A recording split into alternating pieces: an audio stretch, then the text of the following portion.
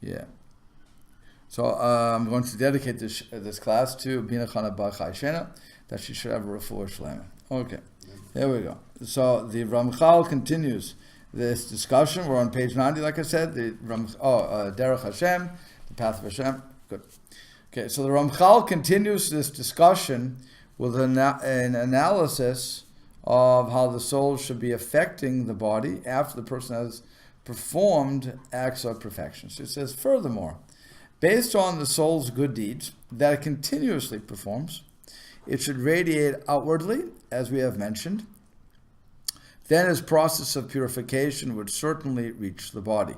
However, because of the divine decree that we have explained above, this can only happen to the soul while it is in the Olam HaNeshamot. And if you go quickly through the notes, by the way, I know I did 172 before, but let's just review it. It's saying that even now the soul has some effect upon the body. And Rav Chaim Friedlander notes that we can observe that a Torah scholar is more refined and less earthy than a person who is controlled by his physical desires. So this is something what the Ramchal is going to continually throw at us, that we have the ability to overcome our natural desires. In other words, we can control our eating, we can control our drinking, we can control anything we want to. That's up to us. We just have to recognize that we have that power and that we're not slaves to our desires. Because once we think we're slaves to our desires, we've basically lost. We have to recognize we're not. So then he says, on the next, I'll just quickly through the notes. In addition to the effect of the very power of the soul, an even greater effect should occur when the person has performed good deeds, allowing the soul to acquire even greater levels of perfection. And with each thing that we do correctly is going to make it, I wouldn't say easier, but you'll become more conditioned to be doing it, and it'll be a little harder actually to go the other way. So because you're sensitizing yourself. And finally, the Ramchal writes that without the time spent in Gan Eden, the Garden of Eden, the Olam HaNeshamot, which is how he's referring to it, the soul's ability to transform the body would only be seen in the very truly perfected people like Moses, Chanoch, and Eliyahu Hanavi. So we need, the Gan Eden actually has a purpose for our soul in perfecting us after the resurrection. So here we go. So the Ramchal explains how the soul purifies the body after it has been in the Olam HaNeshamot.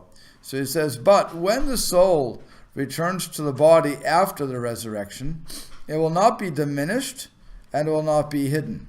Rather, it will enter the body in all of its glory with all of its strength, and will then instantaneously purify that body greatly. Remember, before then, when the soul first enters, and he's going to address this again, is the soul is held down, has to cooperate with the body. So that's an interesting concept in itself. It's held down. Only after, when the body is, as it were, ready, because we went through death, decay, disintegration, and then now it's coming back. Since now it can actually be perfected, Hashem allows it to perfect and do what his job is going to be. That's why it comes out even stronger than before.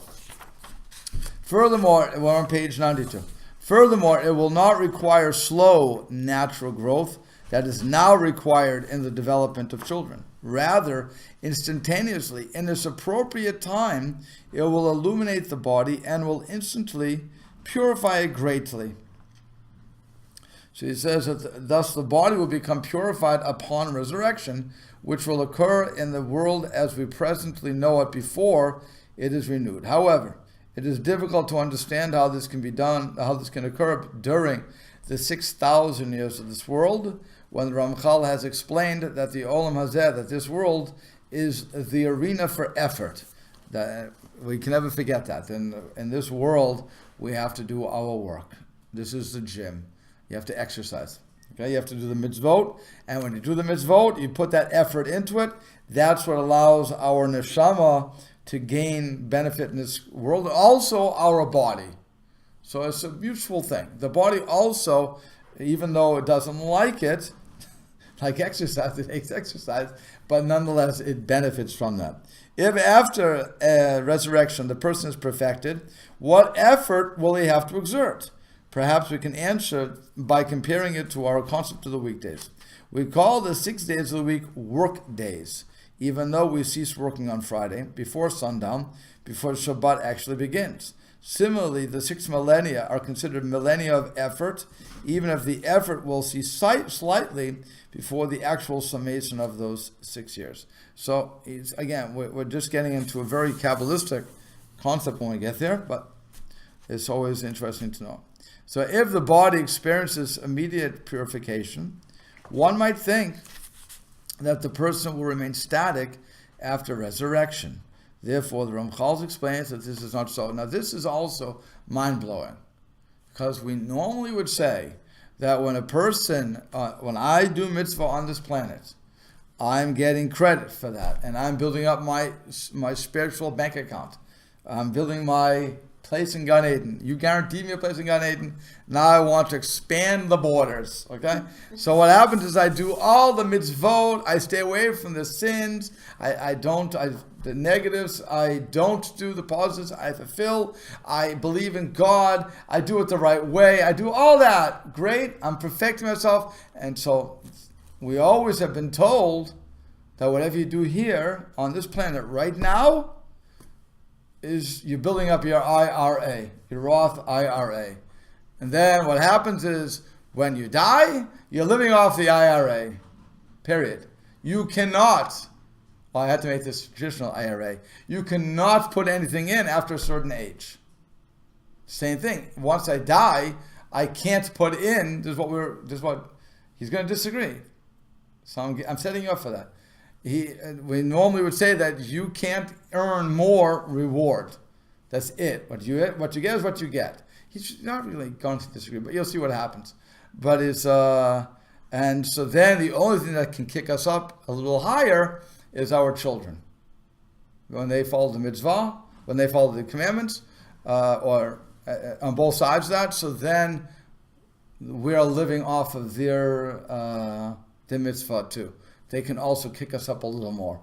They can improve us. Also, if they don't do the mitzvot, if they start breaking the law, well, that can damage us too. That can take us away from from what we've earned. Okay, so that's what we normally learn. Okay, so now here, let's go with this.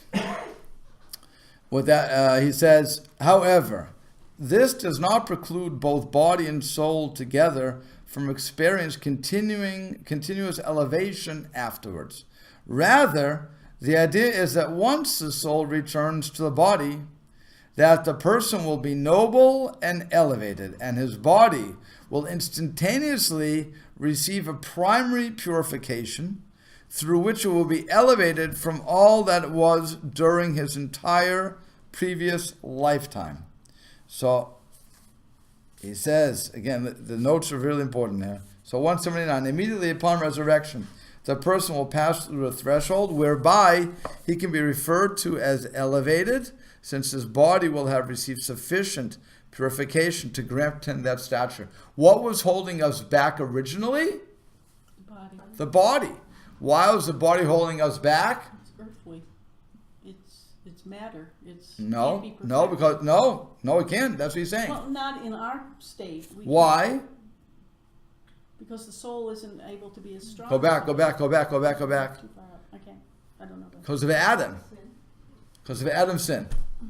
When Adam introduced that rebellion into the system, it was condemned to death. And the only way to be able to get the body to where it had to be was, again, to go through that stage of death, decomposition, and then be brought back. Because originally, when God created us, the original plan was that the soul would enter and it could elevate at that level. It's only because Adam rebelled that he ruined it. That's all. So now we're all paying for that rebellion because we all, by the way, because we all have it within us. That rebellion was never wiped out. We all have that. And that's part of the problem. That's why the neshama, this is me going off of the Ramchal, but that's why the neshama has to work so hard in trying to tame or control, or however you want to call that word, contain the the goof. That's why there's the body. That's why there's so much together. They have to work in consonance. If they don't, then nothing happens. The neshama can think what it wants, but without the body, the neshama can't move. So I can think all these wonderful thoughts. And I can think, oh, I really should be studying. I really should be following Torah. I really should keep my Shabbos. Whatever the case is going to be. And then what happens is, my body desires something else. And I go for that something else. Because my body, I have to feed my body. It's only proper. Okay, so that's step one. We have to recognize that the body, like I said, I can control it. My neshama really can control that. But I have to be willing to listen to my better half, if you will, not referring to my wife, but my better half, and say, okay, you know what really has to be done, therefore we have to work together with this. It's not a war, we have to just work together. So, and if you help me, I help you. It works together, okay? So then he says, there will be a qualitative difference between the newly resurrected person and the way he was in his original lifetime. Rav Chaim Friedlander explains that even Moshe Rabbeinu had a shadow of tendency toward the material realm during his lifetime in this world. And upon resurrection, even he will be elevated to a higher level than he had been on previously. So even Moses, you would think Moses is the highest you're going to get, and he probably is. But nonetheless, he also had this tendency towards material realm. And again, if I'm giving it to what I want, and we all do, we all need to. We need to eat. We need to drink. We need to propagate. We need to do all these things. It's an impossibility not to. And it's not a sin. It's not wrong to want that. It's proper to want those things. What's not proper is when we want to indulge in it. Isn't that why Moshe Rabbeinu could not see God face to face, because of that shadow of that attachment to the material world that clouded the vision? It says, God says, no man can see me and live. Right. So what happens is, the way the rabbis explain that is, I shouldn't say the rabbis. Rabbis is not everybody. But the way that some rabbis explain that is, when a person, if a person would see, quote unquote, see God, then the person, this neshama, would want to attach itself so much to the divine presence that it would just leave the body, and that would be death. Remember, our body needs our soul. Our soul is what makes us who we are. The body is simply a piece of furniture, if you will. So my soul is what's making my arm move. There's nothing else there. So the body is just a body. That's why when you go to sleep, you're basically dead to the world. And that's not only a statement, but it's a very interesting statement. You're dead to the world at that point. You're not moving, you're not getting up. You may think you are getting up, you may think you're moving, but you're really not. You may flip over a couple of times. But for the most part, and it's the most amazing thing. If you go, my father had this whole thing. My father, when he came to this country, one of the things he did, when he came in 48, so he went to high school, then they drafted him. No, I think they drafted him. And he was enrolled in the army, and he came home with one very important information to us. He said, if you go to sleep before 12 o'clock midnight, and I don't know why this works, but it does. He said, if you get sleep before 12 o'clock midnight, it's the best sleep. So you go from 10 to 12, you can go the whole day after that. But you have to go before 12. So like I said, I've experimented with this, and it's the most amazing thing. If I go to sleep like 10 or 9:30, if I'm so lucky to go to sleep 9:30, and then I wake up at 12 for whatever reason, I felt like I've gone the whole night, maybe 6-7 hours. As compared to when I go to sleep at 11:30, 12, which would be a much more normal type when I'm learning. So then, if I wake up give it the same thing, like 3 hours later, 3 o'clock, I'm exhausted. It's like, oh, I can't. Please let there be another 12 hours of sleep. So I don't know if you felt it. You ever feel that way, Mark? Yeah. When you're waking up, for some reason before 12 is really great sleep. After that, it's just like your body knows you're gonna have to get up. So what's the use? I don't know how that works, but that's what it seems to be. So it's the same sort of thing. Why am I saying that here?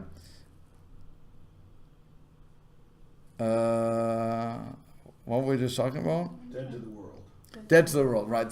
So it's dead to the world. So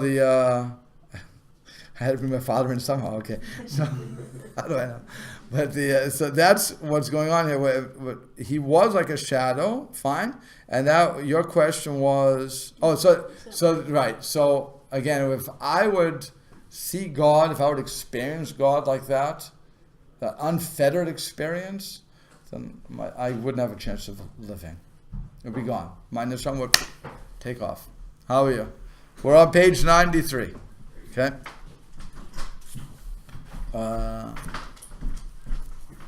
So then, don't they say that sleep is the 60th of death? They do. They say sleeping is 1/60th of death. They also say sleeping is 1/60th of prophecy.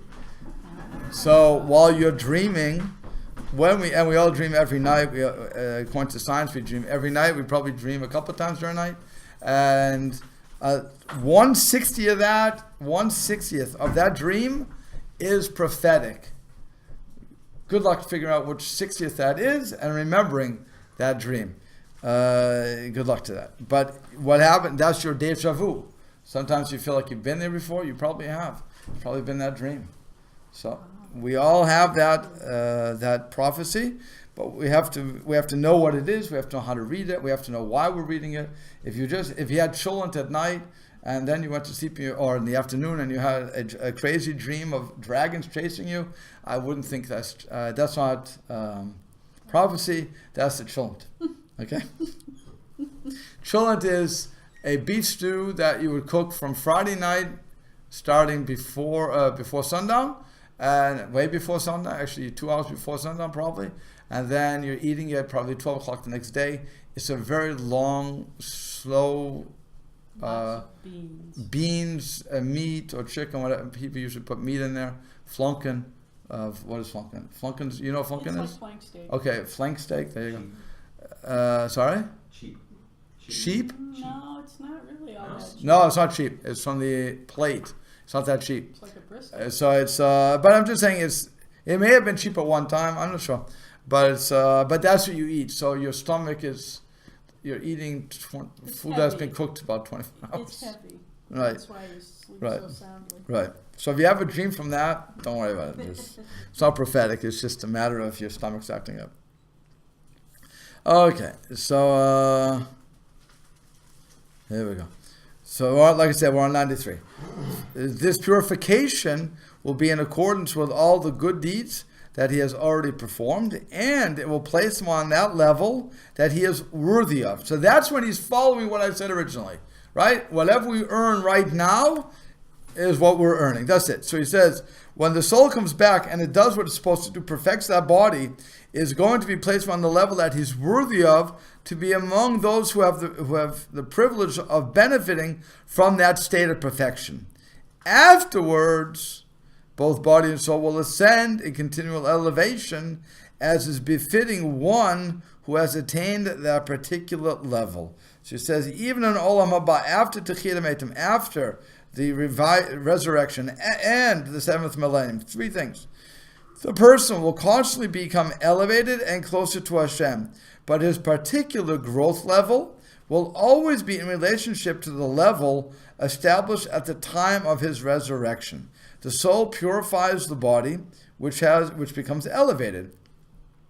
But by that very act of elevating the body, the soul has fulfilled its divine purpose, that of being a giver, and it therefore receives a higher level of perfection than it had previously had. So by helping the body, the soul gets a kick up too. So that's what I'm saying. They work really in consonance. We have to always remember that. At this higher level, the soul can add further purification to the body, which now is at a newly elevated level. This develops a continually spiraling effect upwards by giving the body a new spiritual dimension of growth. The soul has again fulfilled this purpose and thus receives a higher level of perfection. And this continues ad infinitum. So the Gra writes that the delights of Olam Haba will be constantly increased from the added understanding of Hashem and His Torah. Okay, and that's what's going on. The more of the shell that I remove from myself, again, Hebrew word be klipa, the more of that I strip away the layers and I understand God more and more and more, the more the soul can refine the body, and so on and so forth. So it never ends because God is endless. Yeah. Isn't this whole thought pattern that we're the whole what? This thought pattern that you're describing right now. Right. This is more like the Kabbalistic experience of continually upward spiraling Devekus, whereas what you usually read where you have to put in your little savings in the bank here and now and that's what you have. That's more what they just kind of did to the common ordinary folk, the ones that weren't involved in studying the more metaphysical things. Isn't that, they're the same thing in essence, but one is a little bit more intensified and refined. This thing where you're constantly spiraling up closer and closer to Hashem. Because you don't always find... The Ramchal he was more of into the mysticism, but he's also explaining something that's what happens after death, right. Which Judaism, for the most part, in our world doesn't worry about that. We don't. We never worry about what's going to happen after death. This much. The only thing we worry about is what's our real estate going to be. That's basically what it's going. Real estate in the sense of what's my portion in heaven? Am I going to get? Because while we all know that everybody has a portion in heaven, that's how the Mishnah starts out. But if you go through the rest of that Mishnah, so then it says, except for people who don't believe in God, except for people apikoursim, who reject one letter of Torah, and so on and so forth. There's a lot of people who get no reward. A lot of people just, that's it, you game over. You lived your life and you denied the truth, game over. There's nothing left. So it's for those people who have worked in this world. And by the way, let's understand something. It is work, especially in this world, to be the one who's saying, I believe there's a God. Not only I believe, but I'm going to act upon that belief and follow what God says. Not what I think God says, not what I perceive the Torah to be saying, but I'm going to take the oral tradition for what it means and have implicit trust that it was given to us correctly, and therefore I'm going to follow it. So even though I may decide that I want to put on blue tefillin because I like blue, or red tefillin because I like red, I know I can only put on black tefillin, phylacteries. I can only put on black. And I have to put them here, not here or here, wherever if you look at most movies, they're here. It says between your eyes, so most people think it goes here. No, it means up here. I'm surprised nobody put it here. That's between my eyes, I don't know. But it would make sense that on all these movies they should put it here.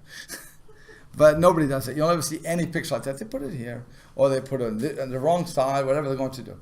So that's what we're saying to the regular person in the world. We're saying just follow what you have to do, and let's not worry about what's going to happen. Because bottom line is, we don't know.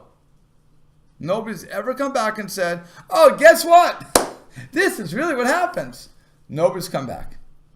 Not even Eliyahu Hanavi, not even Elijah the prophet. When he comes back, and the various times he comes back throughout history, he never tells us, by the way, this is what's happening. As a matter of fact, when you would ask him, and they did ask him in the Talmud, so what happens?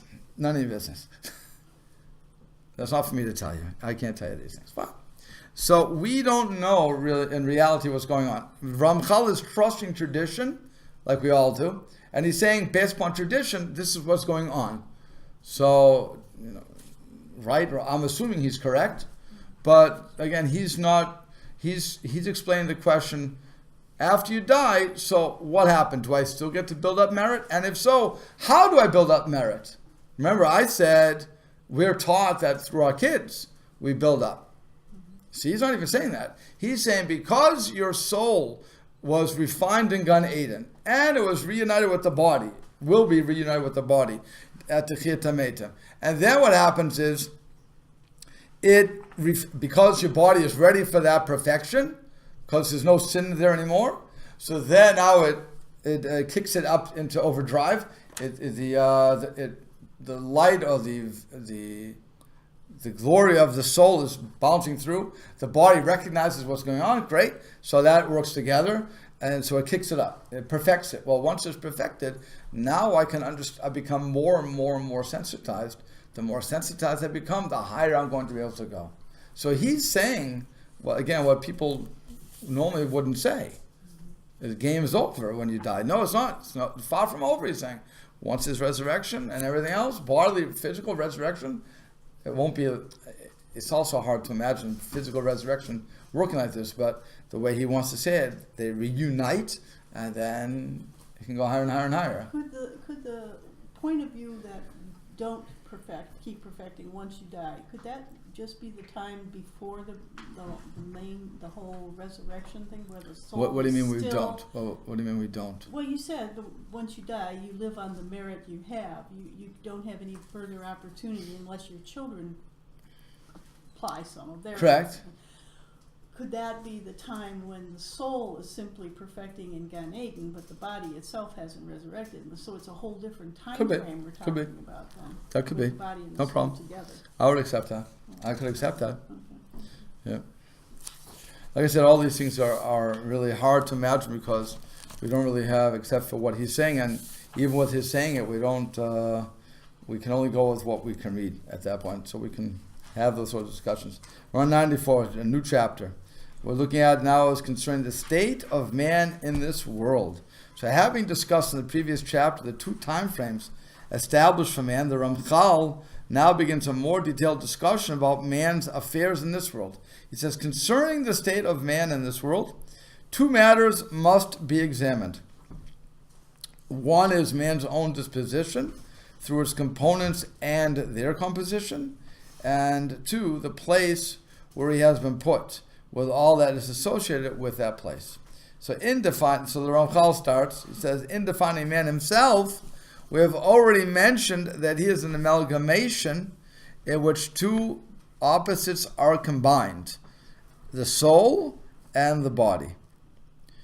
And yet, we see with our own eyes that physicality is dominant within him, and its effects are very strongly felt within him. Why are they dominant?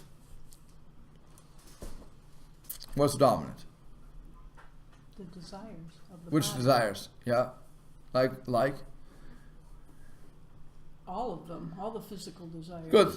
Eating, drinking, so on and so forth. Again, nothing wrong with these things, but they're more urgent than the spiritual needs, such as studying Torah and prayer. So when you wake up in the morning, you're really hungry. After all, you've had 8 hours, hopefully 8 hours of sleep. Maybe 6 hours sleep, whatever you get. Okay? So when you wake up, the first thing you want to do is you want to have a drink. Or you want to, actually, if you're a smoker, you want to have a smoke. First thing a person does when they want to wake up, and I know this from 2 parents, is the first thing I do is have a cigarette. To conquer that was really hard. I don't know what they had first, the cigarette or the coffee. I'm not sure what was first anymore. Certainly when they broke the fast, the most important thing was the cigarette. So that is dominant thing. You want to take care of your body. If you, now, what I'm getting back to is, let's say I wake up in the morning, so what do I want to do first? I am supposed to pray first. I'm supposed to thank God for giving me back my soul, and so on and so forth. I'm supposed to give prayer, because it says that if one eats before he prays, he's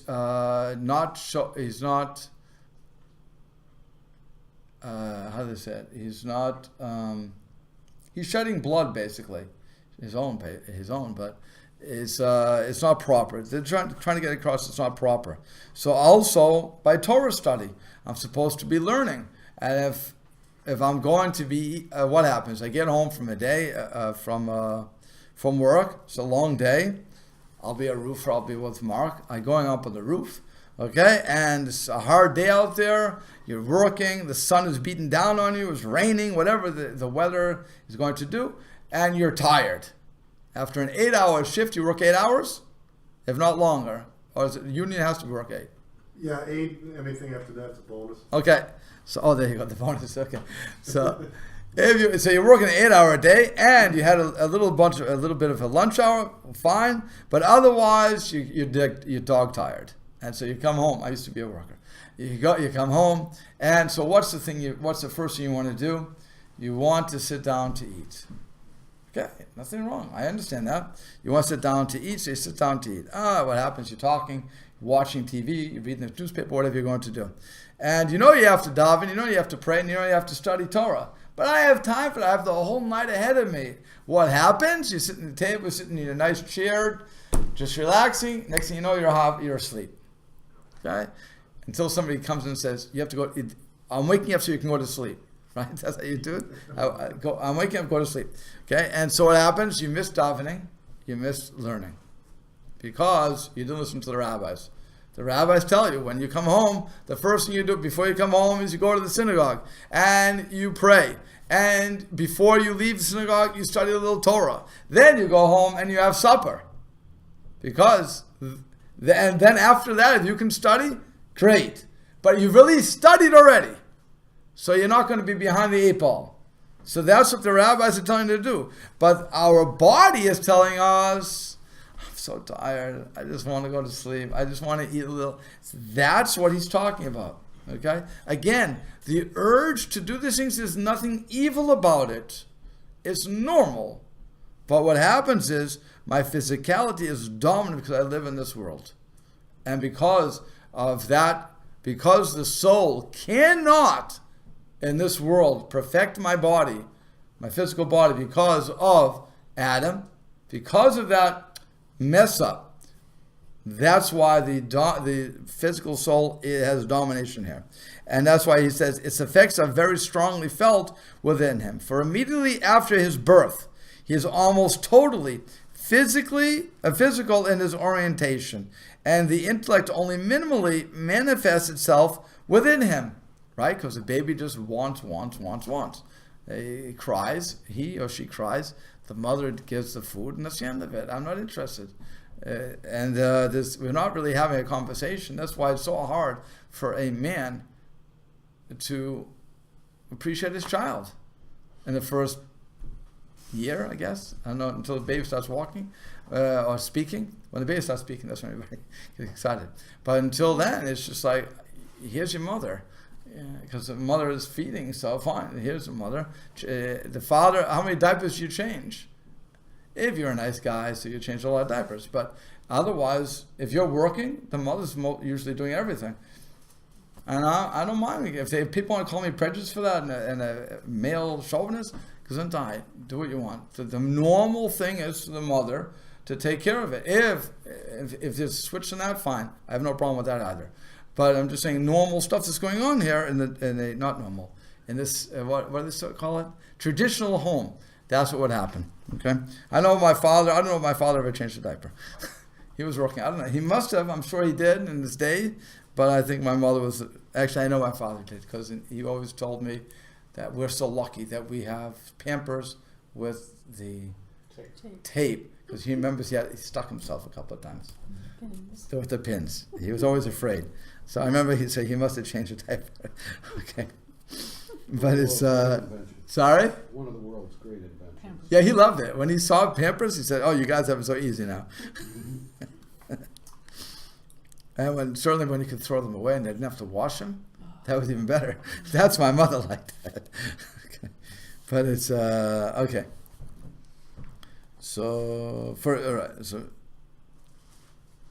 And as he develops, the intellect continually gets stronger, each person according to his circumstances. Nonetheless, the physicality will not cease from controlling him and from swaying him to its habits.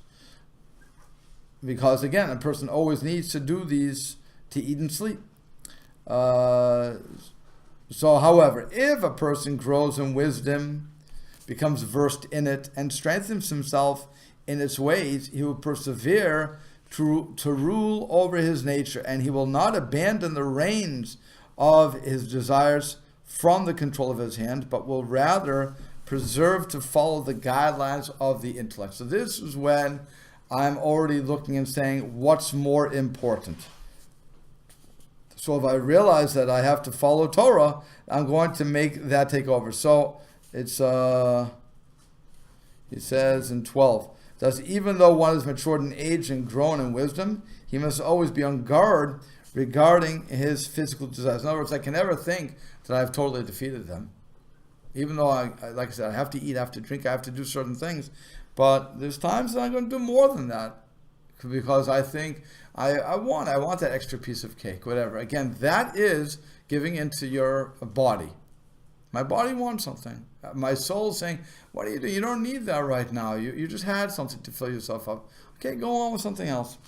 He says in Mesillas Yesharim, which is another book that the Ramchal writes, he says that since the human being is made of flesh and blood, he can never on his own reach holiness that is separate from the physical world. Rather, a man must first acquire constant devekas with Hashem, and then the final stage of holiness is awarded to him as a gift. Such a holy man's physical actions, like eating and drinking, become acts of holiness, just as the eating of sacrificial foods is itself a mitzvah. Now that is, again, an important thing to remember, that we can turn every single thing we do into a holy act. I eat, drink, work, when I'm on the roof, when you're on the roof, you can turn it all into a holy act. If I just have in mind, this is how I'm serving God. Amazing thing. You go to your meetings and you're tortured by them, just have in mind this is a kapara. Have in mind, and you make it a holy act. And when you're in the library again, you have to have that in mind too. I'm just saying, think about that. When I'm eating, drinking, and I have in mind that I'm trying to have devekas, attachment to Hashem, and that itself turns it into a holy experience. I say the bracha, I say the blessing beforehand, and I have in mind what I'm doing. I'm drinking this food, or I'm eating. I always tell my kids, when you're making a bracha, you should have in mind to say, I'm eating this food so that I can fulfill a mitzvah. You just turn that into a holy meal. As simple as that. It's an attitude. And if you can do that, if you can always remember to do that, you're on your way. The Ramchal explains the underlying source of this reality in which a person finds himself. He says, yet the inner core of what we are seeing is that within the reality of the physical world and its very nature exists a natural manifestation of obscurity and darkness. And he says what we see as unbridled desire is really darkness and obscurity distancing a person from the radiance provided by Hashem. In Tivdas Tvuno, another book written by the Ramchal explains that everything physical is in the state of darkness because it does not come from Hashem's illumination of the world. So you say, so let's go back to what he's saying now. This is a reality that is very far removed and contrary to the way things really are for those who seek to approach Hashem and find themselves in a state of devekas with His holiness. So the Ramchal explains why the soul cannot change the balance between the physical and the spiritual in this world. The soul itself, although in and of itself it is pure and of an elevated nature, when it enters the physical body, it becomes entangled there. In a strange language, it becomes entangled. It's like when it says, when Abraham was was told to sacrifice his son Isaac. The story goes on, and God says, the angel of God says, Abraham, don't do it. Don't touch him. You can't touch your son. It was basically a test. You did what you had to do, fine. So the next thing you hear is that there was a ram whose horns were entangled in a bush. And Avram sees him and takes it out.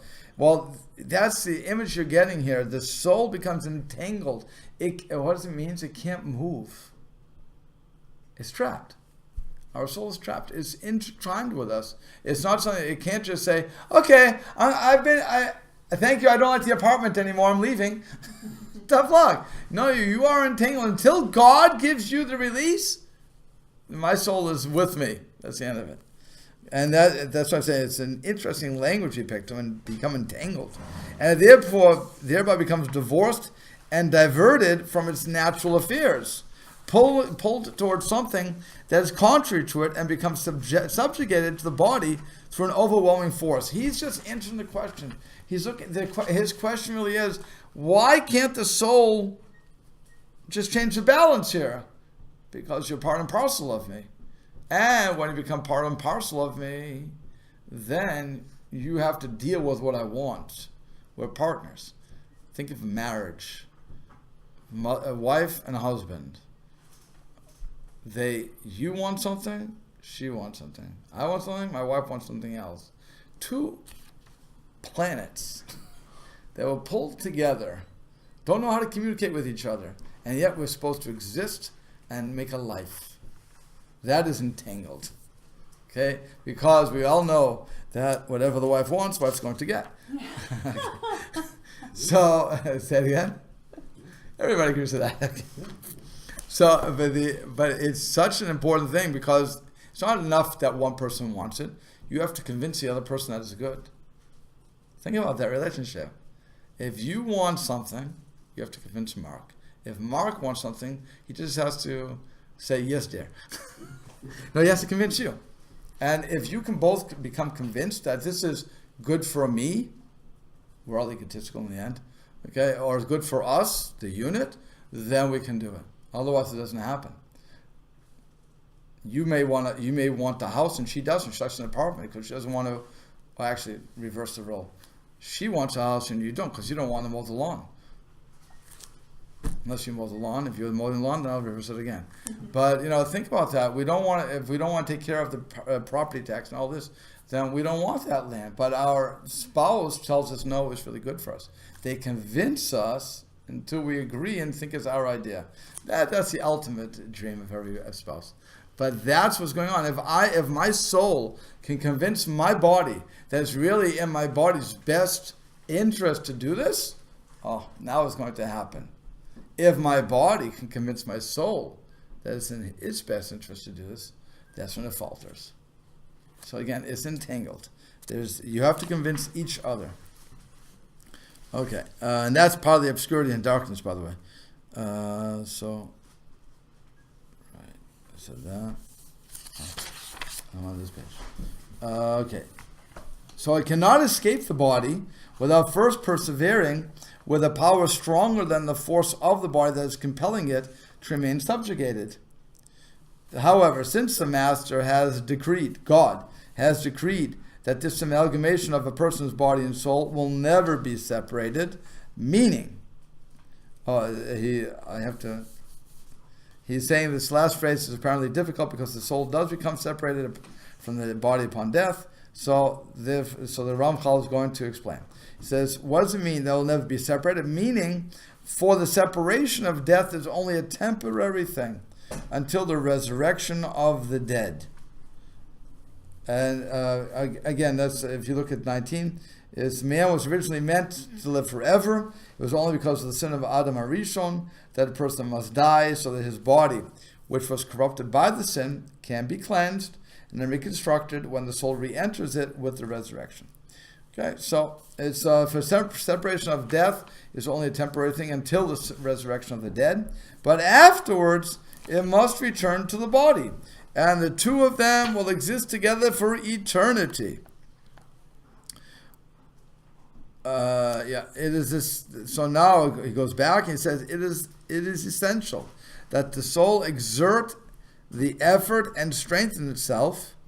And what does that mean? So he says 21. By exerting effort, the soul can strengthen itself somewhat, even though it is enmeshed in the physical body. Since the soul is destined to be attached to the body forever. It cannot simply wait for a better time. It must exert the effort so that it will not remain suppressed by the physical needs of the body. So again, you have both parties, body and soul, which are making an effort in this world. The body wants what it wants, and the soul wants what it wants. Has to convince each other. And if I don't start my process now, it'll never happen. Okay, that's something important too. And this, by the way, this would go for any relationship. If you don't start communicating from the beginning, it's doomed from the beginning. You need that communication. You need to know how to talk to the person, and you have to know how to come to an agreement on things. So that's again what the body and soul are teaching you here. It's so he says it is essential that the soul exert the effort to strengthen itself, and it will thereby continuously weaken the power of the darkness of the physicality by taking it over and showing it that you don't need as much as you thought you did, until the body remains free of any darkness. He says, and this is 23, since the soul is permanently bound to the body, the soul has to work to prepare the body for its eternal reward. By stating that this is an ongoing process, the Ramchal implies that there is some effect upon the body, even in this world, to at least lessen the darkness of the physical body. But as stated above, the soul cannot purify the body in its current state. But I can go as far as I can. So the son said that. I may not be able to do everything in this world, but my soul can do a heck of a lot in this world. So my soul has to do the job, and my body has to be willing to understand that it's in the body's benefit for that to happen. Okay. Then the body will be able to ascend together with the soul and be filled with the supernal light of Hashem, instead of the soul being darkened and lowered together with the body as it was at the outset. However, while in this world, man is in one situation where the physicality strongly affects him, as we have mentioned. And since the physicality is obscure and darkened, the person finds himself in a state of great darkness, and far removed from what he should have appropriately have acquired, which is to have acquired a state of Devekus with Hashem. This is where he must place his efforts to strengthen his soul against the powers of the physical component and to improve his situation. And this will permit him to elevate himself to the degree appropriate for him. And he says in 30, the Ramchal concludes that the state of the person in this world is far from the ultimate position one can reach. Since the soul is entrenched in the physical body, it cannot easily act upon the body to change the situation, which is the only way the person can truly succeed. The Ramchal will further explain on how this is indeed possible, even in this world, for a person to give primacy to his soul and to elevate himself. So having explained the physical nature of man, the Ramchal now explains the nature of man's environment. The place within which man exists is also physical and dark, and all that exists within it are of physical nature as well. Man's, by the way, when I'm saying dark, what do you think dark means for the Ramchal?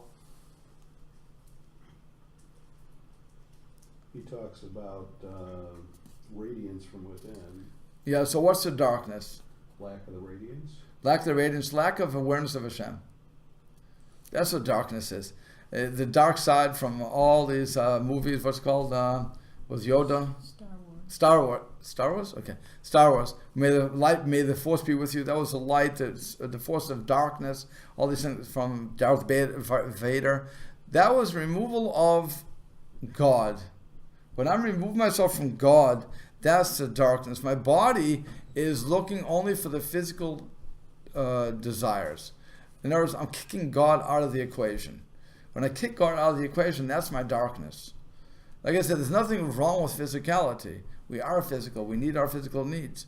We have physical needs, and we have to fulfill those. But at the same time, we have to recognize that it's all from Hashem. If I throw that away and just think that there's really no God here, or whatever the case is going to be. That's the darkness that the body wants us to get involved with, because once I can convince my soul that there's nothing there, or I convince myself that there's nothing there, so I can do anything. Nothing that will stop me from doing anything that I want to do. And that's where the darkness comes in. So darkness is not just physical darkness, and that's what I want to get away from. We have to understand that for the Ramchal, the light is God, and that's the soul, the pureness that's within us, that God implanted into us. And then you have the physical body, which doesn't want to recognize that, because it wants what it wants. And so that's what we have to get out of. So he says, but the problem is that you have a body that exists, that's physical and dark, and exists within the physical and dark. Everything is physical in nature. Man's occupation with this world and all that fills it can only be a material and physical occupation, since all of its phenomena are physical and material and physical. So we're basically in a no-win situation, right? We're being trapped. God's putting us in imagine God puts me into a room where there's a bunch of Swiss rolls, and then tells me, don't eat. Do me a favor. Furthermore, the very disposition of the man himself and the composition of his parts force him into this occupation. This is so because it is not possible for him to exist without eating and drinking all the other natural physical aspects of his being. And it is not possible for him to be without wealth and acquisitions, so that he may obtain these needs of his. And if you go to 37, an important note here. He says, if a person must spend his daily time pursuing material acquisitions to support the physical needs of his body. Period. I have to go to work. In Das Tavunas, the Ramchal adds that man obviously was not created to be totally involved with physical activities, for man was not created with great wisdom and intellect just to find better ways of making money. Rather, it is man's unbridled desire to pursue physical needs that creates the rat race of constantly pursuing wealth. And this will be elaborated on later, and we'll have to stop here. Okay? So we're on page 102.